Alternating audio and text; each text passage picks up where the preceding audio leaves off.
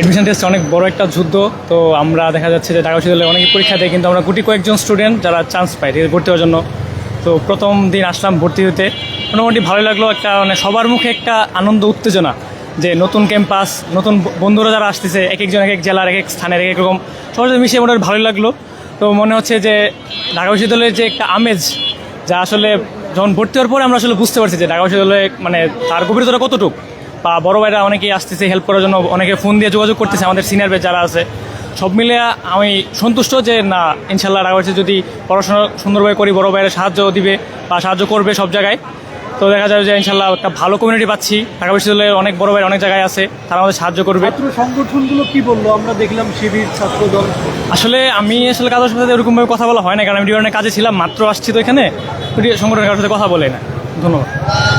দর্শক, ঢাবি ক্যাম্পাস এই মুহূর্তে মুখরিত নবাগত শিক্ষার্থীদের পদচারণায়। আমরা দেখতে পাচ্ছি প্রত্যেকটি জায়গায় নবাগত শিক্ষার্থীরা যারা ভর্তি হয়েছেন তাদের পদচারণা, এবং বিভিন্ন সংগঠন, বিশেষ করে ছাত্রদল এবং ছাত্র শিবির এবং ডাকসু প্যানেলের যারা রয়েছেন, ডাকসু নেতা নেত্রী, তারা কথা বলেন কেমন অনুভূতি এই যে প্রথম ঢাকা বিশ্ববিদ্যালয়ে এসে। জি, আজকে যদি অনুভূতি আমি ব্যক্ত করি আমার জায়গা থেকে, আসলে দিনটাও স্পেশাল, কারণ প্রথম দিন ঢাকা বিশ্ববিদ্যালয়ে আসছি। আর ঢাকা বিশ্ববিদ্যালয়ের ওভারঅল অ্যাটমসফিয়ারের কথা যদি বলি, এটা আসলে খুবই ফ্রেন্ডলি একটা ব্যাপার। আমরা আসছি, টিচাররা থেকে শুরু করে সিনিয়ররা সবাই আমাদের হেল্প করছেন, এবং আমাদের লোকাল যারা সিনিয়র আছেন, যেমন আমি মানিকগঞ্জ থেকে বিলং করি, এলাকার সিনিয়ররাও খোঁজখবর নেওয়ার জন্য আসছেন। সো আলটিমেটলি ঢাকা ইউনিভার্সিটি খুব ডাইভার্স কালচারের একটা জায়গা, তবে রাজনৈতিক প্রেক্ষাপট এখন অনেকটাই স্টেবল দেশের। এই কারণে আমরা খুবই সুষ্ঠু স্বাভাবিক একটা পরিবেশে ক্যাম্পাসে ঢুকতে পারলাম। সো আশা রাখি হোপফুলি আগামী 5টা বছরও এরকম একটা অ্যাটমসফিয়ারেই পড়াশোনা করতে পারবো। কোনো সমস্যা দেখেছেন? এখন পর্যন্ত কোনো সমস্যা আমার চোখে পড়েনি, তবে আমাদের ভর্তি হওয়ার প্রক্রিয়াটা একটু স্লো, একটু ভিড়টির এখানে আছে। সো এই সিস্টেমটাকে আরেকটু অটোমেশনের আওতায় নিয়ে আসতে পারলে I hope that will be better. আমরা শুনছিলাম একজন শিক্ষার্থীর কথা, তিনি বলছিলেন যে একটা নতুন পরিবেশ এবং এখানে সিনিয়র জুনিয়র যারা রয়েছেন তাদের সহানুভূতি, তাদের সহমর্মিতা, সেটা তাকে ভাবাচ্ছে, এবং এখানকার যে সংগঠনগুলো রয়েছে সেই সংগঠনগুলো অনেকেই শুভেচ্ছা জানাচ্ছেন। এই বিষয়টিও তারা ইতিবাচকভাবে দেখছেন। আমরা দেখতে পাচ্ছি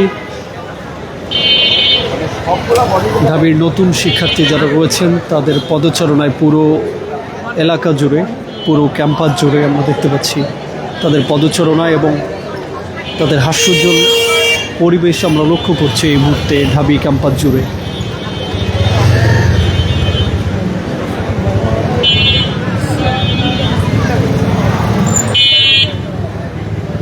কিছুক্ষণ আগে আমরা দেখেছি যে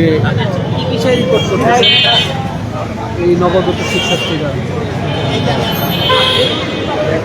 আমরা কিছুক্ষণ আগে দেখেছি ছাত্র দলের হামিম, তিনি এখানে শিক্ষার্থীদের সঙ্গে কথা বলেছেন, লিফলেট বিতরণ করেছেন, এবং ডাকসু নেতা শিবির প্যানেলের যারা রয়েছেন সাদিক কায়েম ভিপি এবং এজিএস মহিউদ্দিন সহ মোসাদ্দেক সহ অন্যান্যরা, তারা শিক্ষার্থীদের সঙ্গে ফুলেল শুভেচ্ছা বিনিময় করেছেন, কথা বলেছেন এবং বেশ কিছু বিষয় তারা উত্থাপন করেছেন, শুনেছেন।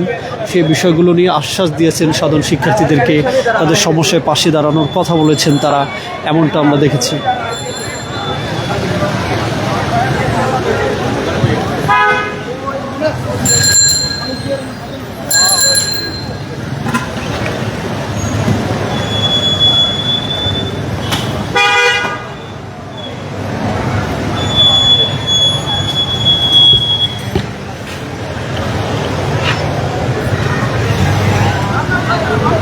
নবাগত শিক্ষার্থীদেরকে ফুল দিয়ে বরণ করে নিচ্ছে বিভিন্ন সংগঠনের নেতারা। আমরা এমন চিত্রও দেখেছি, অভিভাবকরাও এসছেন এখানে, অভিভাবকরা এসে তাদের সন্তানদের রেখে যাচ্ছেন, এমন চিত্রও দেখছি।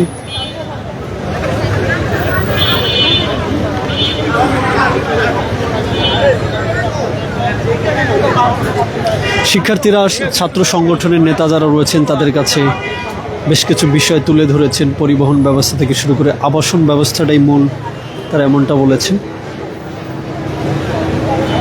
সেই বিষয়ে নিশ্চয়তা দিয়েছে ঢাকা বিশ্ববিদ্যালয় কেন্দ্রীয় ছাত্র সংসদ, ডাকসুর যারা নেতা রয়েছেন তারা নিশ্চয়তা দিয়েছেন তাদের নিজস্ব নিরাপত্তা সহ অন্যান্য যে ব্যবস্থাগুলো রয়েছে সেগুলোর।